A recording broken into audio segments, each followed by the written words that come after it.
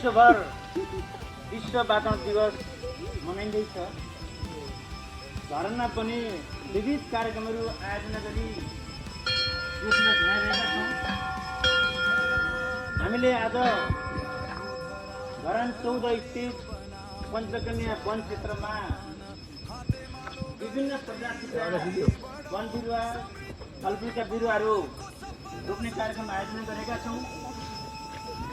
हामीलाई यो नम्बर बडा गाडी बढ्छ, हरियालीको दीप उज्यालो बढ्छ, वृक्षारोपण कार्यक्रम सफल बनाऊ।